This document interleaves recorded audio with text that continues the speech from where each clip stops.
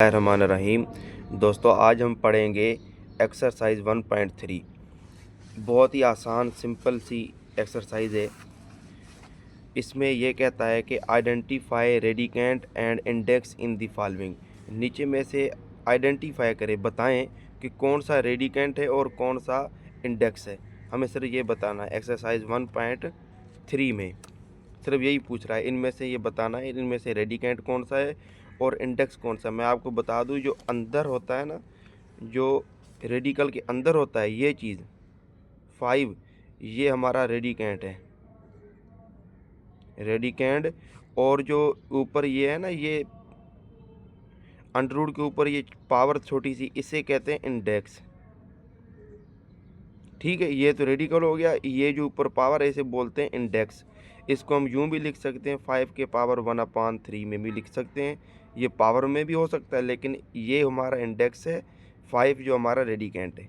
ठीक है, तो हम ये आगे जितने भी सारों को हम एक जैसा लिख के हम एक टेबल बना देते को कौन सा हमारा रेडिकेंट है और कौन सा इंडेक्स है। ठीक है, तो ये हमने इनका एक टेबल बना दिया, कौन सा रेडिकेंट है कौन सा इंडेक्स है। अब ये दूसरा सवाल है, x/y, ये फोर्थ रूट, इसको फोर्थ रूट भी कहते हैं, इसको क्यूब रूट कहते हैं। ये इस पर कुछ ना, उसको कहते हैं स्क्वायर रूट, यहाँ पे 2 होता है, और ये nth रूट है। ठीक है, तो इसका जो अंदर जो x/y, ये हमारा रेडिकेंट है, और जो 4 है वो हमारा क्या है, इंडेक्स है। सिंपली इसी तरह x²y/z ये हमारा रेडिकेंट है, और 5 जो है वो हमारा इंडेक्स है। बात ख़त्म, छोटी सी बात है। ये अंडर रूट ए बी जो हमारा रेडिकेंट है, स्क्वायर रूट यहाँ पे कुछ नहीं है, तो हम ये मानेंगे कि यहाँ पे 2 है। स्क्वायर रूट इसको कहते हैं कि ठीक है, तो इसको है पावर 2, यहाँ पे स्क्वायर रूट है, तो 2 जो हमारी है इंडेक्स है। ठीक है, नहीं है तो हम ये समझेंगे कि ये इस पे 2 है, और ये nth रूट है, ये n हमारा इंडेक्स है, p/r जो हमारा इंडेक्स रेडिकेंट है। ठीक, अब क्वेश्चन नंबर 2 की तरफ जाते हैं हम। अच्छा दोस्तों, हमारे पास क्वेश्चन नंबर 2 है। ये हमें कहता है कि transform the following into exponential forms. जो नीचे हमें ये दिया हुआ है, इसको एक्सपोनेंशियल फॉर्म में कन्वर्ट कर दो। ठीक है, ये स्क्वायर रूट की शक्ल में, स्क्वायर रूट, क्यूब रूट, कुछ भी इस तरह है, तो उनको हम पावर की शक्ल में लिख देंगे, तो हमारा वो एक्सपोनेंशियल फॉर्म हो जाएगा। ठीक है, तो हम इसको सॉल्व करते हैं। 3/4, तो मैंने आपको पहले बताया ये ऊपर स्क्वायर रूट है, ये स्क्वायर रूट 1/2 के बराबर है, इसकी पावर 1/2 लिख दें, ये हमारा एक्सपोनेंशियल फॉर्म में चेंज हो गया। इसी तरह दूसरा सवाल है, x/y पावर 5, यहाँ पे है स्क्वायर रूट। ठीक है, ये दूसरा क्वेश्चन है हमारा। तो इसको कैसे सॉल्व करेंगे,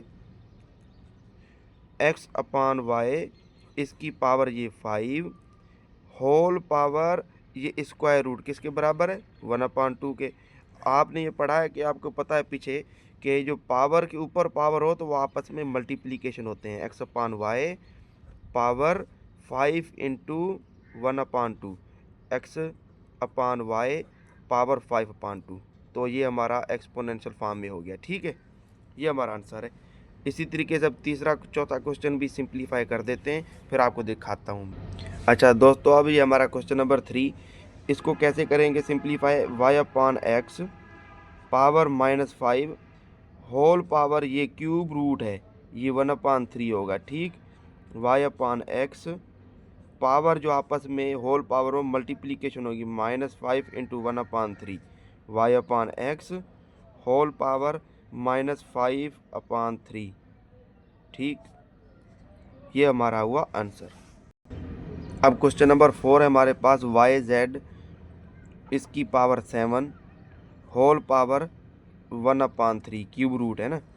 ठीक है, yz के पावर 7 इंटू 1/3, तो ये हमारे पास हो जाएगा yz की पावर 7/3, तो ये हमारा आंसर हुआ।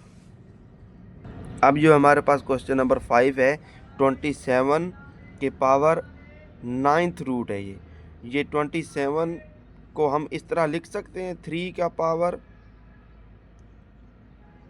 3, क्योंकि जिसके ऊपर पावर हो, आपको पता है कि जिसके ऊपर जितनी पावर हो वो आपस में उतनी ही मर्तबा मल्टीप्लाई होगा। इस 3 के ऊपर पावर 3 है, ये 3 आपस में 3 मरतबा मल्टीप्लाई होगा। 3 इंटू 3 9, 9 इंटू 3 27। ये और ये बात सेम ही है, ठीक है। तो इसकी होल पावर ये 9 जो है इसको 1/9 लिख दें, ठीक है। अब ये आगे 23 के पावर 3 इंटू जो पावर में होल पावर आपस में मल्टीप्लाई होती है। 3 का टेबल इस 9 पे 3 मरतबा गया, तो बचा हमारे पास 3 के पावर 3 जो बराबर है 9 के। तो ये हमारा हुआ आंसर, ठीक, simply. Question number 6, -64 whole square और उसके होल पावर क्यूब रूट है 1/3 में चेंज हो जाएगा, ठीक है। -64 होल स्क्वायर इंटू 1/3, -64 के पावर 2/3। अब हमारे पास क्वेश्चन नंबर 7, 1/2 के power m whole power cube root 1/2 के power m whole power 1/3 is equal to 1/2 के पावर m इंटू 1/3 m/3। ये हमारा आंसर, सिंपली, बहुत ही आसान। इस सवाल के बाद 7वें के 8वां और 9वां ये आपका होमवर्क है, आपने खुद करके बताना है, ठीक है। xy के पावर 3 है, 3 के पावर 1/5 हो जाएगा। 3 इंटू 1/5 3/5 हो जाएगा, ठीक है, सिंपली। ये 4/3 अंडर रूट में 4/3 का पावर 1/2 ये हो जाएगा, होल पावर 1/3 ये हो जाएगा। ये क्यू स्क्वायर रूट का 1/2 इंटू 1/3, 1/2 इंटू 1/3 1/6 हो जाएगा 4/3 की पावर। Okay, simply. अब हम क्वेश्चन नंबर 3 की तरफ चलते हैं। तो अब जो हमारे पास जो नेक्स्ट क्वेश्चन है वो हमें ये कहता है, transform the following into radical forms. जो पहले हम पढ़ के आए थे वो हमने हमारे पास रेडिकल में मिला हुआ, उनको हमने एक्सपोनेंशियल फॉर्म में किया था। अब हमको एक्सपोनेंशियल फॉर्म मिला हुआ है, इसको हम रेडिकल में करेंगे। सिंपली जिसके पावर 1/7 हो वो 7th रूट हो जाएगा। 5 के पावर 3 यहाँ पे 7, बस इतनी सी तो बात है। ये 5 के पावर 3 है, इसको भी आप सिंपली कर दें। 5 के पावर 3 5 को मल्टीप्लाई करें आपस में 3 मरतबा। 5 ज़रबे 5 25, 25 ज़रबे 5 125, 125 7th रूट। बस ये हमारा आंसर, सिंपली एक्सपोनेंशियल में से हम रेडिकल फॉर्म में ले आए। अब ये दूसरे क्वेश्चन में ए बी के पावर -2, ठीक है, ए बी के पावर -2 होल पावर 1/3। ये ए और बी के पावर सिर्फ -2 है, ठीक है। ए बी के पावर -2 होल पावर 1/3, जिसके पावर -2 है उसको प्लस बनाने के लिए हम नीचे ले जाते हैं। ए और बी को नीचे ले गए, उसकी पावर जो -2 की थी वो +2 की होगी, ठीक है। और जो 1/3 था वो क्यूब रूट में चेंज हो गया, रेडिकल में चेंज हो गया। अब नेक्स्ट क्वेश्चन है हमारे पास 5/7 पावर 3 होल पावर 5/7, 5/7 पावर 3। इसकी जो होल पावर है इसको हम यूँ लिख सकते हैं 5 इंटू 1/7, ठीक है। 5/7 पावर 3 इंटू ये 5, ठीक है। होल पावर जो 1/7 है इसको हमने 7th रूट बना दिया, ठीक है। 1/7 आपको पहले मैं सिखा चुका हूँ कि ये 1/7 वो 7th रूट में चेंज होगा। अगर 7th रूट है 1/7 के बराबर होता है, ठीक। तो 5/7 ये पावर 5 इंटू 3 15 7th रूट, ये हमारा आंसर है, सिंपली, बहुत आसान। इसमें हम b/a power -m/2, b/a power -m into 1/2 इसको हम लिख सकते हैं, ठीक है। b/a पावर -m इसको स्क्वायर रूट कर दिया हमने, ठीक है। जो 1/2 था वह स्क्वायर रूट में चेंज हो गया, ये हमारा रेडिकल फॉर्म में आ गया। अगर और इसको सिंप्लीफाई करें, जो पावर जो -m है अगर इसको प्लस बनाएं तो ये a ऊपर ले जाएं b नीचे ले आएँ, a/b के पावर m जो है प्लस हो जाएगा, ठीक है, स्क्वायर रूट। बस ये हमारा आंसर है। हमारा आंसर ये भी ठीक है, ये भी ठीक है। अगर जो कहेगा हमें पावर जो है माइनस से प्लस बना दें तो जो इसको रेसिप्रोकल कर दें, a को b की जगह रख दें, b को नीचे ले आएँ, तो वो प्लस का हो जाएगा जो पावर है। अब जो नेक्स्ट क्वेश्चन हमारे पास वो है ये क्वेश्चन हमारे पास। नेक्स्ट 5वां 11/13 इंटू 12/13 होल पावर 1/5। इसको सिंपली कुछ भी नहीं करना, सिंपली बस 11/13 इंटू 12/13, इसका जो 1/5 सीधा सीधा 1/5 फिफ्थ रूट में चेंज हो जाएगा। बस इतनी सी बात, बहुत ही आसान। अब हम चलते हैं नेक्स्ट हमारी एक्सरसाइज 1.4, वो हमने पहले कर दी। अब एक्सरसाइज 1.5 पे चलेंगे हम। तो अब हमारे पास है नेक्स्ट एक्सरसाइज 1.5। इसका जो पहला क्वेश्चन हमें ये कहता है right the following complex numbers. ये जो हमारे पास नीचे ये कॉम्प्लेक्स नंबर है हमें बता रहा है in the form of A plus iota B. इनको ए प्लस आइटा बी की फॉर्म में लिखना है। हमेशा जो पहला अल्फाज होता है वो हमारे पास रियल है ए, इसको हम ए कर देंगे, प्लस जो दूसरा है वो हम इमेजिनरी पार्ट करेंगे आइटा ए प्लस आइटा 2। बस सिंपली कुछ भी नहीं करना। दूसरा क्वेश्चन है हमारे पास वो क्या है 2,2। तो पहला जो ये पार्ट है इसको हम कर देंगे रियल 2 प्लस आइटा 2। बस सिंपली, और कुछ भी नहीं करना इसको। क्वेश्चन नंबर 3 में क्या है, क्वेश्चन नंबर 3 हमारे पास 0,4 इसको अब ए प्लस आइटा बी की फॉर्म में लिखें 0 प्लस आइटा 4, सिंपली आइटा 4। ये हमारा आंसर। इसी तरह ये सारे क्वेश्चन इसी तरह होंगे आगे भी, नेक्स्ट जो भी हैं। तो बच्चों अब हमारे पास क्वेश्चन नंबर 2, इसमें सिंपली हमें आइडेंटिफाई करना है कि कौन सा इमेजिनरी पार्ट है कौन सा रियल पार्ट है। Identify real and imaginary parts of the following complex number. ये हमारे को एक कॉम्प्लेक्स नंबर मिला हुआ है, इसमें हमने सिर्फ आइडेंटिफाई करना है, बताना है कौन सा रियल नंबर है और कौन सा इमेजिनरी नंबर है। जो सिंपली ऐसा बगैर आइटा के जो पार्ट है हमारा वो है, ये है हमारा रियल पार्ट, ठीक है। और जिसके साथ आइटा जुड़ा है 2, ये हमारा इमेजिनरी, ठीक है।